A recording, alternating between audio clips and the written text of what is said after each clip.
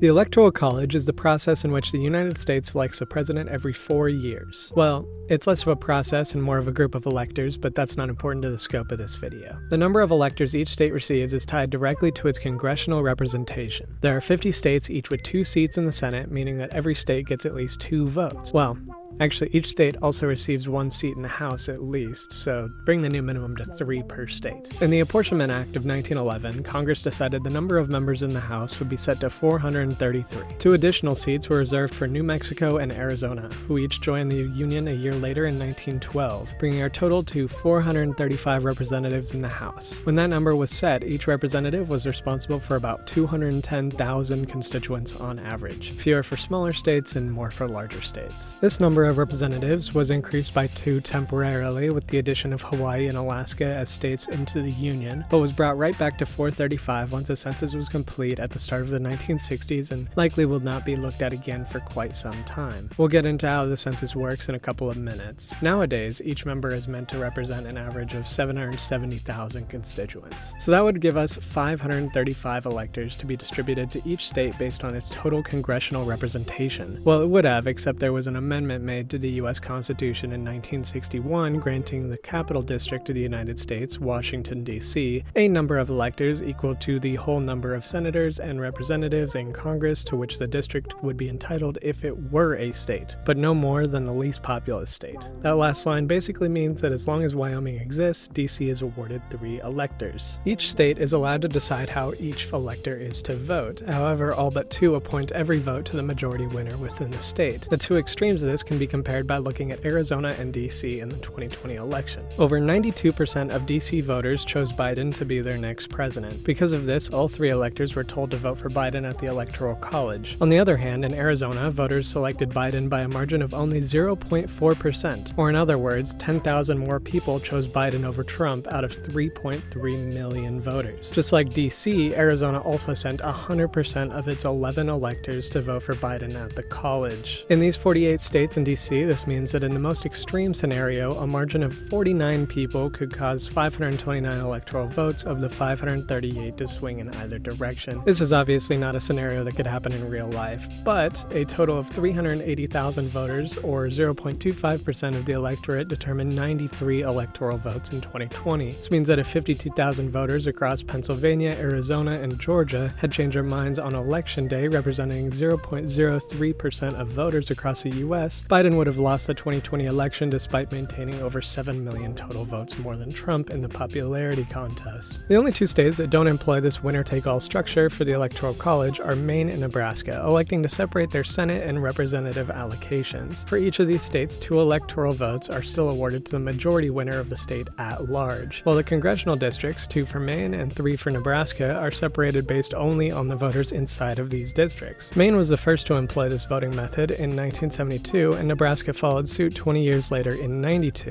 It wasn't until 2008, however, when this finally mattered at all, Obama making history, taking Nebraska's 2nd district away from the state's majority, the first time a congressional district ever strayed from the rest of the state. Maine would follow, testing the waters in 2016, splitting its 2nd district to Trump, until 2020, when both states for the first time ever were both multicolored in an election. If Biden were to win all of the same states as he did in 2020, he would go from 306 allocated electors to a mere 303. But this makes a much larger difference than you may realize. The blue wall, a term coined after 18 US states refused to flip to the Republicans from 1992 until Trump made the first crack in 2016, stealing Wisconsin, Michigan, Pennsylvania, and that one district we just talked about. But if Trump were to have stolen Wisconsin, Michigan, and Minnesota from the upper Midwest, all very narrow elections in 2020, Biden still would have narrowly taken the presidency, still reaching 270 electoral votes. However, in 2024, this scenario were to happen again, Trump instead would be the one to reach the necessary 270 electoral votes. So, let's look at what has changed and how this happened. Firstly, let's bring in the biggest winner in the electoral reallocation. Texas, the 2nd largest state by area and the 2nd largest state by population, won itself an additional 2 electoral votes this time around, going from 25 million in population as of the last census to a near 30 million in the 2020 census. Oh yeah, so the US Census. Let's talk about that real quick. According to the Constitution, Constitution, a census of all citizens of the United States must be taken every 10 years in order to determine the size of each state's representation. Although the Constitution did deal with how this count was taken of all free men, excluding Indians as long as they weren't taxed, and excluding 2/5 of every slave,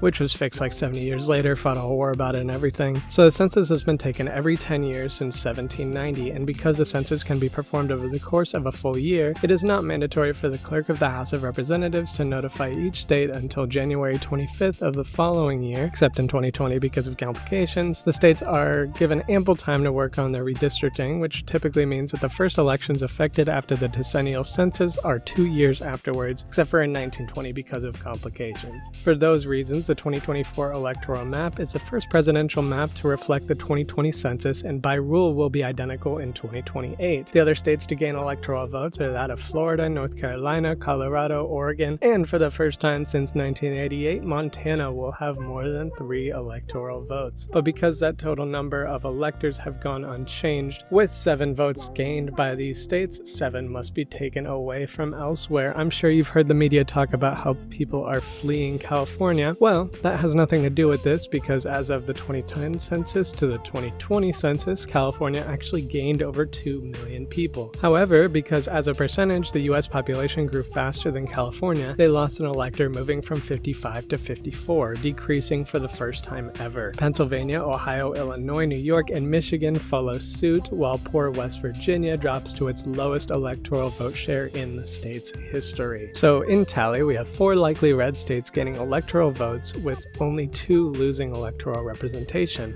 resulting in a surplus of 3. 2 likely blue states gaining an electoral vote each with 3 losing representation for a total of 1 likely vote lost. 2 more states in Michigan and Pennsylvania, which have leaned to the left since 2018, have also each lost a vote, which brings us to the final map of the 2024 election. If you're interested in seeing how I see the 2024 map shaping out based on polling and recent trajectories, check out this video right here. Otherwise, subscribe, stick around, give the channel a look, leave a comment whether you hate me or love me, and thanks for watching.